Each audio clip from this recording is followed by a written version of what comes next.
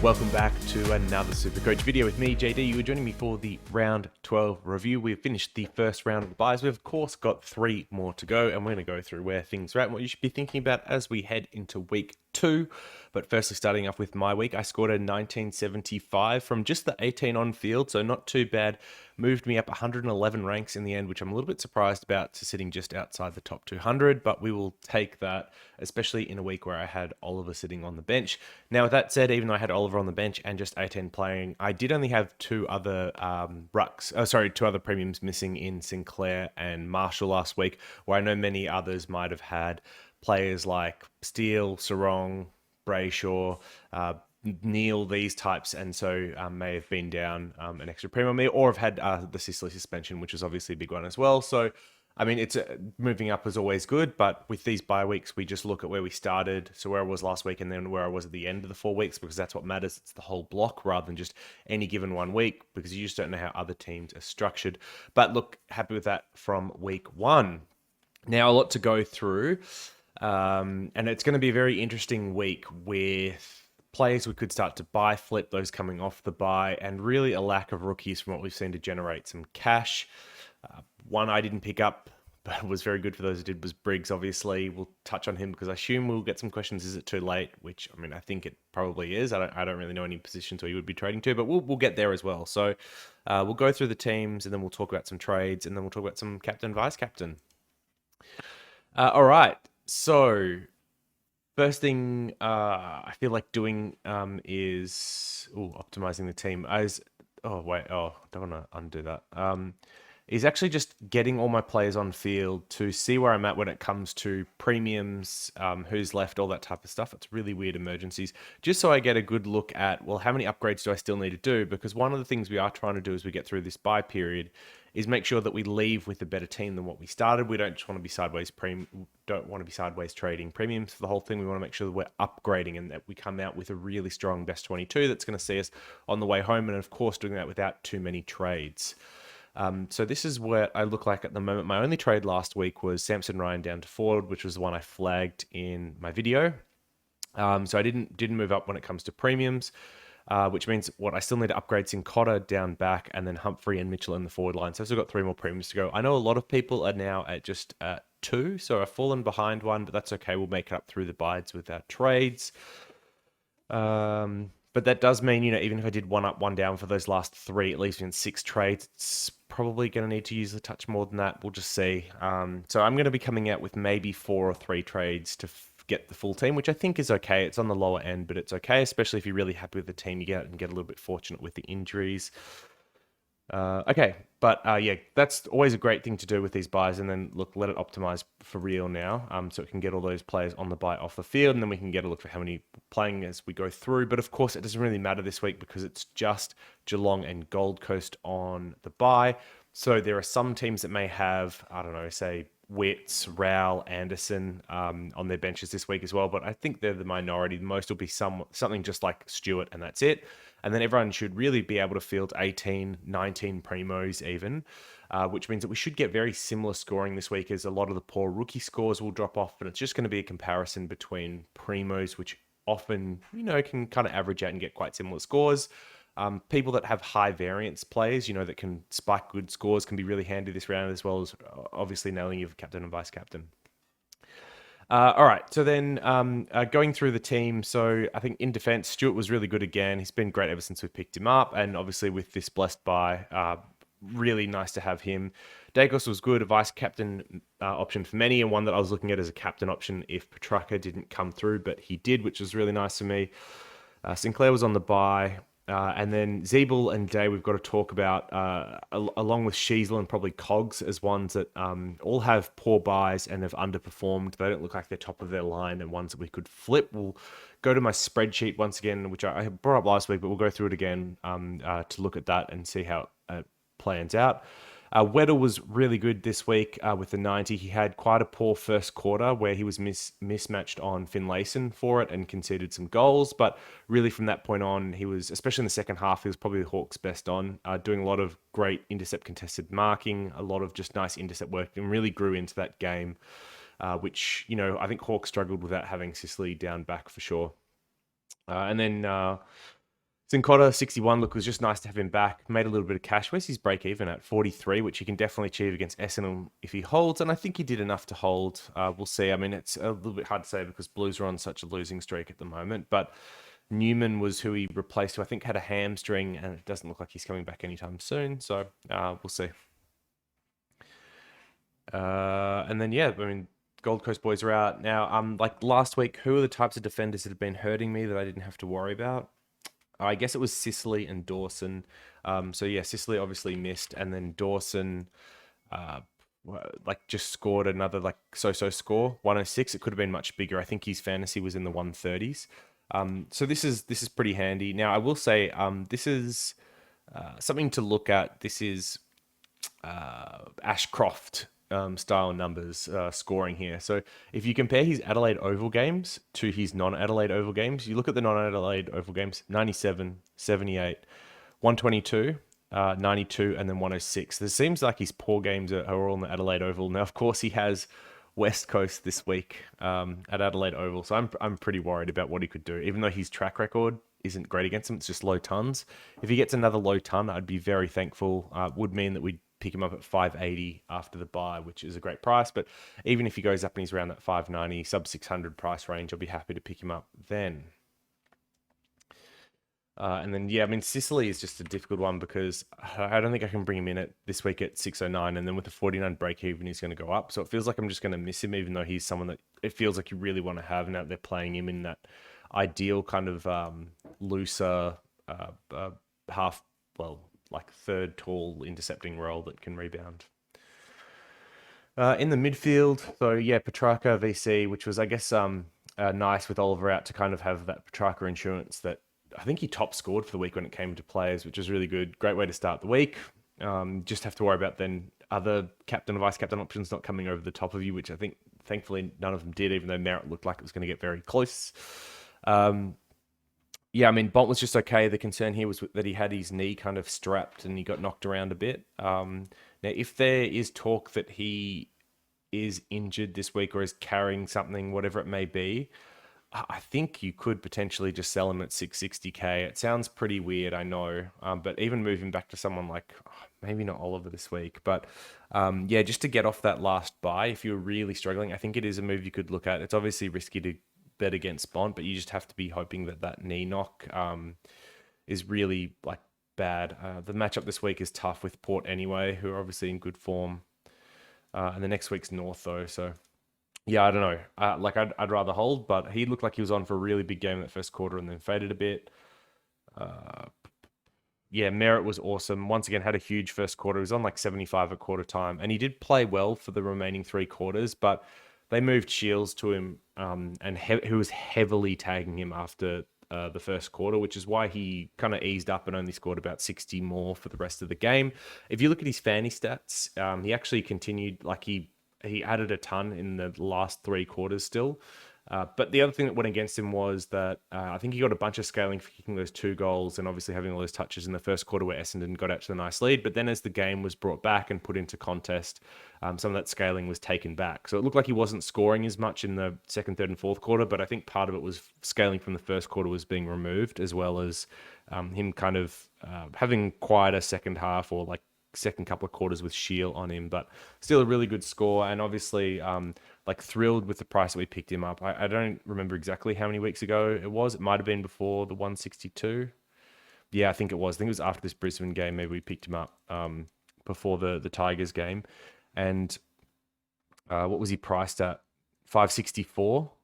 He's now at 624. So he's gone up 60k in like a month, which is great. And obviously, what his 5-round averages must be pretty good now. 122, that'd be up there with some of the best.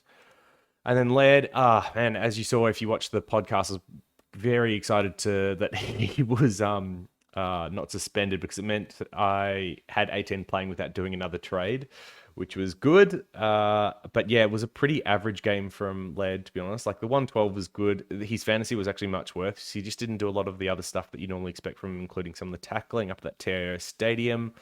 I think it's just, yeah, not a great ground for SuperCoach scoring necessarily. It can be good for the mids if you get like Dewey stoppage game, but that didn't really seem to happen. With that said, like I'm still very happy with this selection. He looks like he's all right, and much like Dawson, he's got West Coast at home this week, so I expect some good scores out of him. Has he also got the same kind of weird track record? I mean, he had that 50 that was poor at the start, but no, otherwise, like he's been scoring fine at the other grounds. Rosie was good. This game was really strange. I mean, so the other one in it was Butters, and who I don't have, and so they didn't really hurt me this week, which was nice. Well, Butters in particular didn't hurt me this week, which is nice. But that game was a massive blowout and early from the first quarter. So, like Finlayson got a bit of scoring, but then almost everyone else, because all the scaling was given to the first like 5-10 minutes of the game, almost every action after that, it felt like if it wasn't a contested, effective disposal, you got a weird DT SuperCoach ratio as a result. So you had all these players that had looked like they'd done heaps and had really high dream team points. And like I owned Butters in that form, owned both in that format. Where was it? Yeah, Butters 129, a Rosie 121, but it just didn't convert into Supercoach scoring, even though they were both really, really good. I think they could both get votes, and it just led to some really poor scores. So as a non Butters owner in this format, that was probably the best I could hope for. Interesting, like we're talking about flipping Bont at 60.59. I think Butters is another one in that same candidate list at 6.58, break even of 174 now. He's definitely going to come down in price now that the 184 is out of his system. Dogs and Cats as the next two matchups aren't exactly the easiest. I think if you were struggling for that last buy and you needed cash desperately, Butters is someone that you could look at splitting down. I still have him as a top 6 with Ford from here, just like I have Bont as a top 8 mid from here. So it's a risky move, but I think it is one that you could make. It's just really hard, especially with Butters, where it's already a bit of a pod. He's pretty unique. I feel like even in top teams, Bont is like really highly owned. So getting off Bont gives you more of a unique team on the run home where Butters doesn't as much. But he's definitely overpriced at that point. And for my team at the moment, he sits in the same category as Sicily, someone I would love to own, but there's no way I can afford him. I can't pay up, and his buy is terrible. Green. Yeah, so this is really frustrating as a Green and Cogs owner. With Josh Kelly out, their scoring had been really good, and then in the last two games, we've just not seen that pop up. So 95 and 89 from Green, and then Cogs has been 87 and 81. Just poor. I mean, the DT Supercoach ratios were terrible on this. There was a lot of scaling with it being close, and just inefficiencies and clangers cost them. So yeah, these scores could have been bigger. Really, really annoying. Cogs is one I'm looking at buy flipping now. Green I still think is a great mid option. And then the midfield, none of these played. I guess for Davey, I haven't looked at this. Let's have a quick look. Did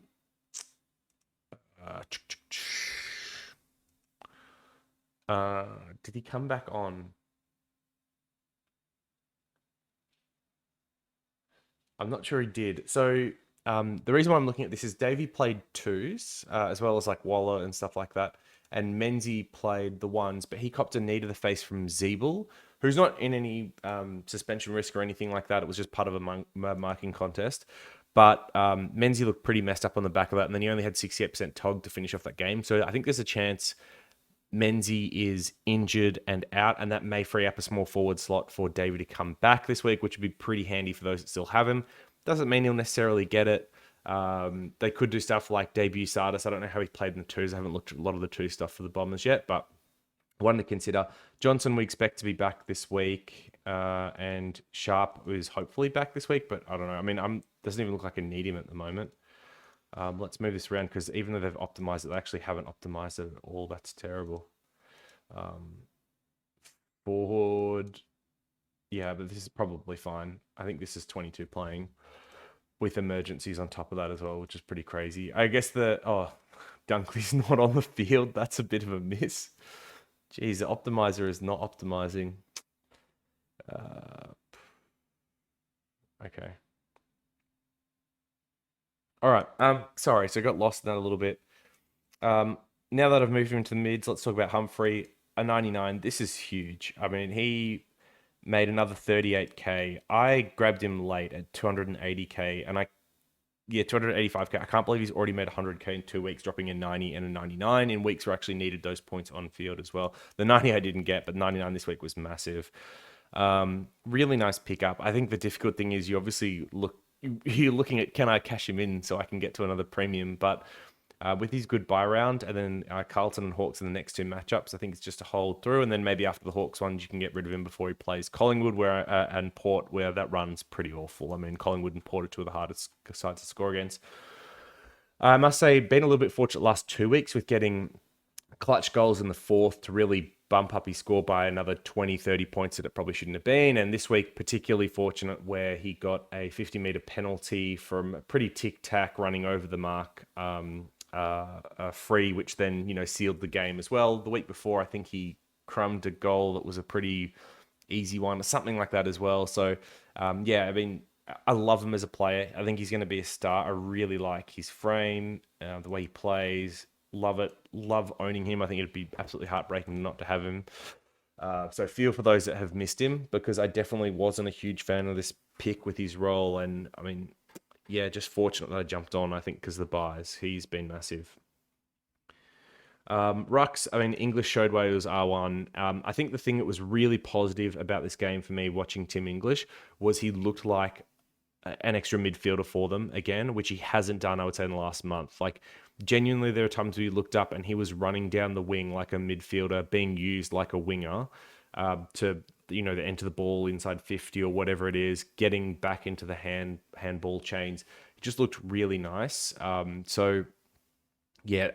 think he might have turned the corner. Port have been pretty easy for Rucks to score on, although Lysette was back, not Teakle, although that may not matter because it's not like Lysette's form's been particularly good. Let's get this on to this week. I mean, he is someone that you could potentially look at as a vice captain option, English this week.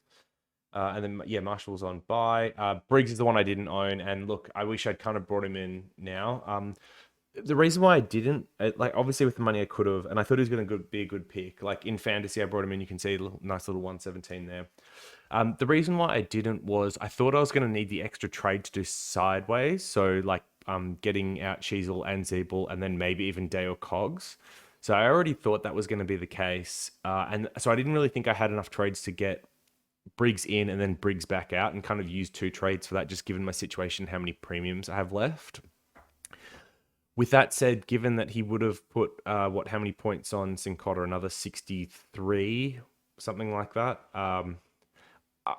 It actually would have been Zeeble who would have dropped off, or Ford with 48, actually, sorry. So it would have been even more points than that. It might have been enough points in cash to make it worthwhile even using the two trades, honestly. For those that were Darcy owners, it was the freest of hits to go to Briggs. And really fortunate, but hey, count your blessings, I guess.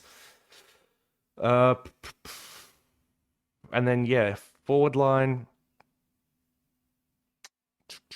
Cogs was awful. Sheasel was no good. Zeeble, I think we already spoke about. No, maybe I didn't. Oh, geez. Actually, I didn't speak about Day either. I might have skipped over them. All right, so Sheasel and Zeeble, this looks like a concern. Hall's played there again, even though he wasn't good last week. And I thought he was actually all right this week and good in the fourth. I don't know what his scoring was like from a SuperCoach perspective. It was okay. And Zeeble had two really bad clangers in the clutch part of the game where he just kicked it out in the full from kick-in type stuff. This is really concerning. So I'm thinking about trading both of these this week. Sheasel's playing more forward of the ball. And if you look at his last five now, it is not good. It's 88. 68, 79, and 72 in the last four here. And look, Port and Collingwood are really hard to score on. Essendon not as much. This is a bit of a concern with these. And then Zeeble, it feels like if I don't trade him now, I don't know when I will. I was hoping to, once again with these two, to hold on until they're buy and then flip them to a Dawson or a Sicily or something like that. But I just don't think I can wait that long with where their prices are at. Zeeble lost 51k this week, which you can't say sorry. And he's got a 172 break even. Oh, man. GWS should be a fine matchup, but geez. So, that's rough. And then Day, just quickly, he got attention again this week and scored an 81. I know it looks bad. His 3-round is not good. It's 76. His 5-round is 80. This is just shocking scoring. But he has been getting attention. And he looked better this week, at least for patches. They moved him behind the ball to try and break the tag, and he looked good in the second half behind the ball. We actually did more of the scoring for this game. I'm still not completely out on Will Day, but I get why people are. I don't know. I still like the role. I think the CVAs are still there for the most part, apart from obviously in the second half where they moved him behind the ball. Yeah, you can see it's dropped a little bit. Warple, Nash, Newcomb, bit of Cam McKenzie. Oh, they threw Dilmore in there to take up, I think, Days. That's right, in the last half. Yeah, that's tough. And then Mitchell was sick, which is unfortunate. So he was out, but should be back this week, I'm hoping. Break even of 24, so still has more money to make. Originally, my trade plans this week were going to be to go Mitchell out for Neil in one, which is also part of the reason why I didn't really want to go Briggs because, so I could just do that in one, 6K left. I think I could have got Brayshaw as well if I decided Brayshaw was the play I wanted. So I was kind of set up well for that, and it didn't even matter they didn't play. I was going to be in a kind of really nice catch situation. And then quickly, last player to talk about is E.Ford, who unfortunately had a bit of a role change this week. It looked like to me where Tucker was back on the side, took the wing. It pushed E.Ford more into the forward line, pushed E.Ford forward. That's weird to say. So yeah, pushed him more into the forward line, and obviously it hurt his scoring. It felt like he did get to work up the ground a little bit more in the second half, but this role wasn't as good as what we saw in the first couple of games. And once again, honestly, if I was playing small forward, I probably would have got Briggs this week. But hey, it is what it is. All right, so that's kind of the team for the week, and where we got to. Now, week ahead, what do we need to talk about? Well, firstly, everyone should be fielding 20, 21, 22, something like that. All the scoring is going to be good. This really isn't a week to make up points so much as it is to set your team up for the next two bye rounds, 14 and 15, where things are going to be hard. So you should really be looking at, well, what do my team look like in those 2 weeks, and what do I need to do to make sure that I'm fielding a good, solid 18? Because I think those are the weeks where you really can make up ground if you're fielding a better team than others. Look at me next week, for example. Oliver, Petrarca, Merritt, Laird, all out. That's such a big hit. So most people don't have these four in their midfield. This is, I think, a somewhat unique combo now. So I'm going to be hurt bad. And then last round, I've got a lot of these guys too. So I need to start figuring out how I can get out players from round 14 and 15 and get them into those that have already played in 12 or next week played in 13. At the same time, I need to make sure I'm getting green dots on field for my rookies. I don't have all these dead ones on the sidelines here. So we'll quickly, I think, just jump into the spreadsheet, which I showed last week. What's up? I'll try and move this over a little bit just so people can see a little bit better. Oh, I might have had this zoomed in or something properly, so it was a little bit easy to read. Apologies. But for those that missed it last week, this was looking at, it's color-coded here around 12, 13, 14, 15. And then on the left-hand side, it's kind of how I've got each of these rated as options. So who was the top 6, top 8, top, whatever, kind of for each line that you should be targeting. I must say, updating this, Z-Bull goes down. Maybe even further, maybe even down to the risk on tier if it was easy to put him in there. And then, is there anyone else worth moving around here? I mean, Walsh had a bad week, but I don't want to overreact to that. I think I was copying some flack for having Petrarca up this high, but he obviously had another good week. Anderson honestly might be worth moving up a tier. Degoe is not even really worth a consideration now. He's going to be out for at least 2-3 weeks. He could be out longer. So if you've got him, that's a trade. And I think, this feels like Darcy Cameron. I'm happy to move up a tier and Zeeble to go down. Honestly, like these two, I don't even think they're tier 3. I think they're risk on. I don't want them. I don't even want Cogs though, to be honest. All right. So yeah, it gives you a rough idea for who I'm kind of targeting, who I think makes up the spots or that you want to have in your side, and then those that you can kind of take a bit of a punt on if you want a bit of a point of difference or to take a bit of risk in your team. So then on the right hand side with some trade ideas for who you can trade in, like from these primos if you're looking for some flips. So last week I had Stewart as my top option, which I think you would have been very well served to jump in on, who scored the 137. Next, I had Doherty and Dawson, if you're okay for those buy rounds. Doherty, what did he do? Was he all right? 96, neither here nor there. It went up in cash, right? 13K. Essendon matchup this week, and then Dawson, who was just so as well. 106. I think some of the risk on options, without knowing his score, I'm pretty sure Redmond did really well and Dale did well. Like, I think these two both did had good weeks. And then this week, kind of targeting him off the bye. I mean, I think any of this tier, like Ryan, Sinclair, Lloyd, you could even look at Young Blake if you want to go something risky. Ridley, by the way, I didn't include in here, and I think he had an alright. I think he went 120 or something like that. I still don't believe that he's real. No, it was a low ton for Ridley. I still don't believe he's real for those that looking at him. And at 475 now, you lost a lot of the value he had being at 420. So, yeah, I mean, I think this is still a no for me, even though his break-even's low and he's had now, 3 good games, 118, 3-round average. I just don't buy it. So, yeah, like Sinclair, Ryan, Lloyd, you could look at trading one of these. I honestly prefer the midfield options that we're going to talk about to these guys, but you could look at them. And then I think, look, for those that want to, Day out, Sheasel out, Zeeble out, are probably like the buy flips from some of the popular options that you could look at getting out of here to set your team up. Now, each team's individual. If you don't have the trades to do this and finish a full team, the priority is finishing a full team. You just have to hold some of these guys, and so be it. But that's for you to look at your team and weigh up. So for the midfield, I had Laird and Merritt as targets if you were okay for that round, and I think both of them served okay. Obviously, Merritt ended up being the better of the two. The risk on options here, I mean, Parrish still isn't back. That's for later on anyway. And then Treloar was back, but I wouldn't have traded him off his hammy. But I have a feeling he still did okay despite getting re-injured, right? A 131. Yeah, unfortunately, it's not going to get too much cheaper then. And he's got the bad buy, obviously. So that's a bit of a hard one to go on. The Rucks, now, Briggs was my big trade-in target for those that had Darcy. But if you wanted to go the premium, then English was who I had at number 1 if you were okay for that buy, and I think he proved it. And Witts was okay, but yeah, I mean, that hurts with Briggs doing so well this week. I mean, although it should set you up for these last two buys really well. And then Gawn, I think, was quite lucky to finish on the score. Darcy Cameron we'll talk about in the forwards, but I really like him as an option going forward. And the forwards here, yeah, so McRae, if you're okay for that buy, I think was the one that you could have targeted, and he was just okay. Let's have a look at what his CBAs were like. Yeah, I mean, so back down again now that Treloar and Bailey Smith's in there, like Treloar's back up to 82. I think this bodes not well for McRae's score, and to be honest, I still don't love him as an option. So, I know a lot of people are keen on him. I don't love it. The one that I am looking at is Darcy Cameron once he's off his bye. I think he's going to be a really strong option.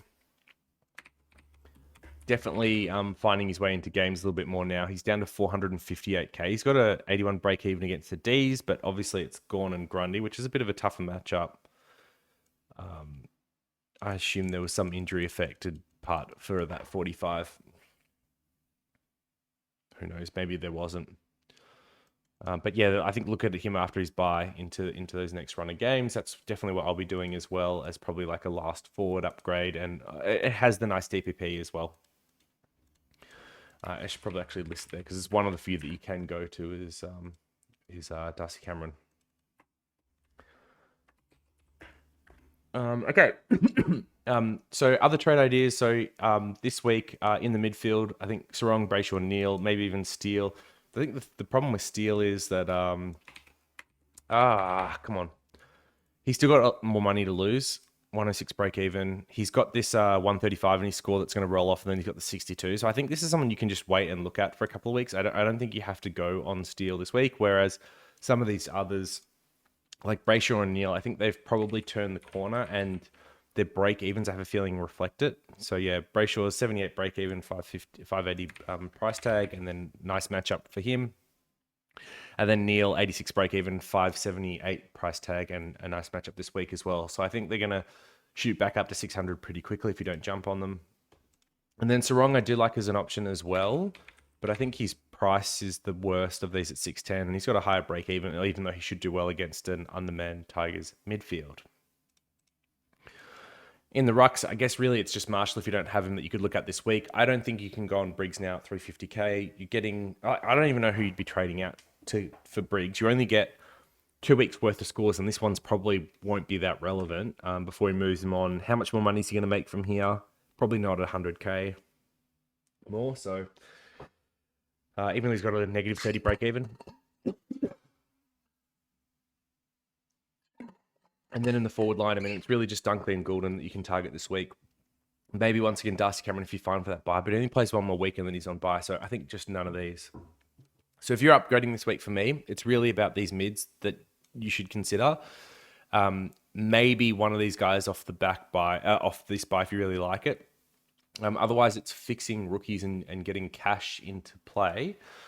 And I think the difficult thing is it doesn't look like there's a ton of rookies this week. So Johnson, if you don't have him, might end up being the best option getting a game this week. There's still risk attached with it because it's not like he's been firmly cemented in the best 22. But with Amira out for this week, he should be okay. Break even of 17. Another one you could look at is Fife at 244k.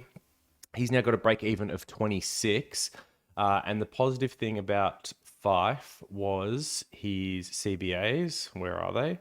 42, 46. So getting more mid-time, even though he still looked like he needed the conditioning. A week off, I think, after a quick stint to freshen himself up and get some extra Ks into legs, I think will be really good. And he should come out scoring, I feel, pretty well. And he's already done his buy, so you get him over the next 3 weeks. So I think he is someone that you could target.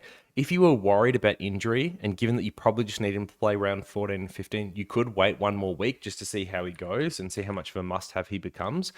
But you're going to lose money in doing that. So you have to weigh up like, oh, if I got him for 270k next week and he drops a ton this week and I get him for like 270, 280k next week, is that okay? Which he still would be a fine pickup. But yeah, like if you're cashed out, you may just have to take the risk on him this week. Otherwise, there's not much in the way of rookies. I know people might be looking at Melican this week, who's 172k. But from memory, his like history of scoring is not spectacular. I didn't play last year. There you go. Which is probably part of the reason why he's so cheap. 63 average in 2021, 60 average in 2020, 52. So, I mean, you're getting about a 60 average for what you're paying. The good thing, of course, is that he's off his buy, and if he does secure a best 22 spot, then you're getting him through those bad buys. So, given he's played just the one game so far, this is the type of player I would wait another week on and then downgrade to. For those that looked at Ocean Mullen, he's on buy this week, obviously, and I'm pretty suspect about his job security, so I wouldn't be getting him this week just much like I wouldn't get him last week. One to watch for is Ryan Marich for, I don't know how that's pronounced. I hope it's Marich. Could be Marek with a hard K. But West Coast, yeah, so he was number one pick in the mid-season draft for West Coast. Could get a game almost straight away with how injury ravaged they are with more injuries on the weekend, just depending on how ready he is to go. I'd say, like, can he play their game plan? But it doesn't feel like they've had enough continuity as a squad for there to be a solid game plan that anyone knows lock. So he's someone that could debut this week. Obviously, if it's a debutant, going on him early is pretty risky, especially in a week that we don't need him. But for those that are desperate for cash, maybe it's something you look at. Not sure. I think this is one I'd once again rather wait until after his buy, make sure he's still in the squad, get him then for the last game of the buys. So I think that's pretty much everything. If you don't trade this week and you're not in a position to trade, I think that's okay. For those that have extra trades and want to start sideways and to fix up their buy rounds, then I think this is probably a pretty good week to do that too. Now, I don't have my buy planning in this, but there's a couple of things that weigh on me at the moment. Firstly, this buy round 14, is shocking. Assuming Sinclair holds, that's what, 4, 5, 6, 7, 8, 9... 10, 11, 12, 13, 14, 15, 16, maybe 17 with Ford. Yeah, Ford's been good enough to hold. So 17 is kind of where I'm at, maybe 18 with Sharp. So I need to get more in for this buy round, which means that this week or next week, I'm probably getting rid of Mitchell, Weddle, and maybe even Day. And then for the last buy round, I've got, 4... 5, 6, 7, 8, 9, 10, 11, 12, 13, 14, 15 at the moment. I need to get in at least 3. And this goes backwards if I trade out Weddle and Mitchell, which is a bit of a problem. So I've got a fair bit of work to do to once again finish my team in terms of premiums, but also get these buys fixed up so I can field a good team. Ooh. Getting extra price rise out of Weddle and Mitchell is going to be handy. All right, so I haven't landed on trades this week, but I think I might be sending Zeeple and Sheasel out, which is a really risky sideways trade. Just given that I still need 3 promo upgrades, so to do 2 sideways feels wrong, but it might be right. And it would be to get in. Let's move some DPPs around. Neil and Brayshaw.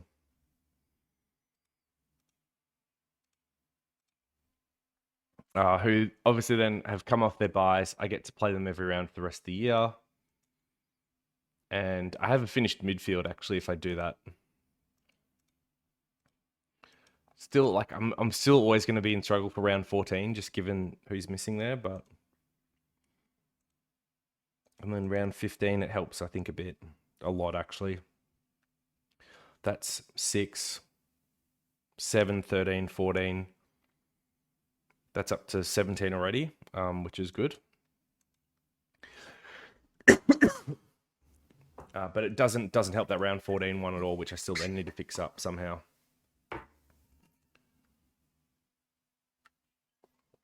That'll definitely be Weddle and Mitchell at a minimum out next week, and then probably another rookie, something like that.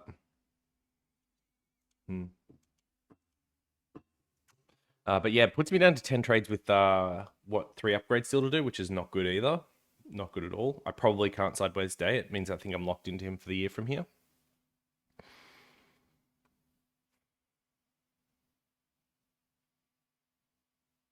Also means I'm not fielding Johnson this week, which is kind of odd. I'm sure I can loophole him on somehow, but that's just, yeah, that's a bit weird. Not that I think his score counts, because, I mean, looking at premiums now, it's 1, 2, 3, 4, 5, 6, 7, 8, 9, 10, 11, 12, 13, 14, 15, 16, 17, 18. Yeah, so I'm probably not taking any of the rookie scores unless one of them goes really bad. Like, oh, I guess Day could.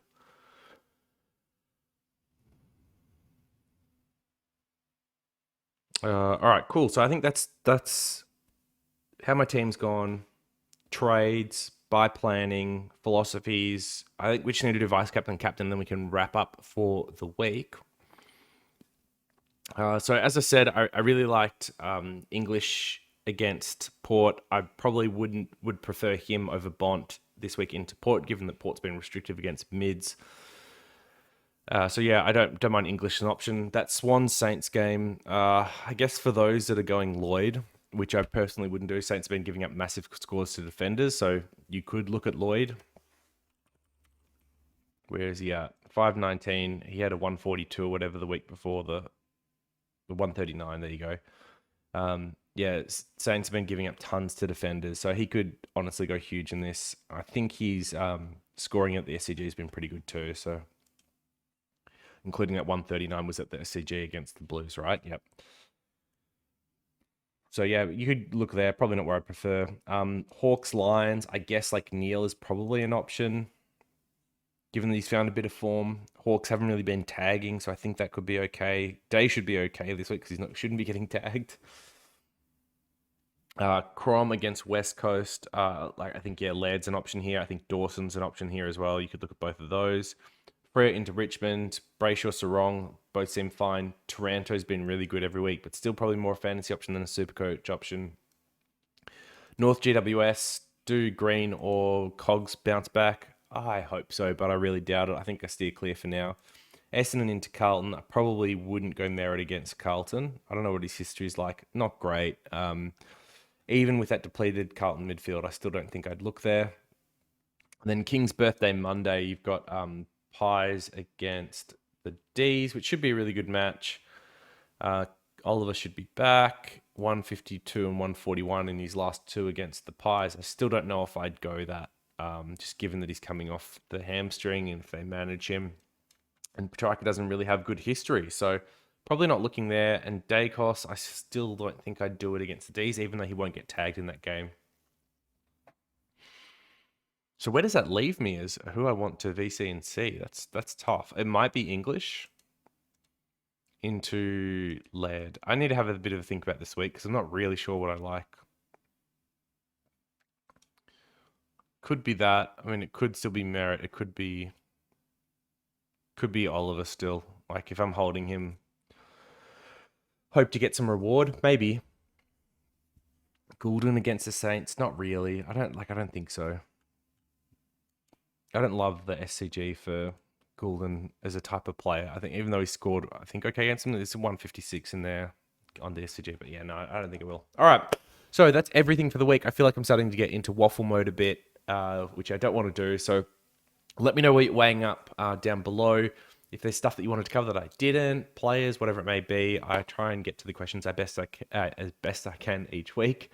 Otherwise, hope you're doing well, and I'll see you in the next one. Peace.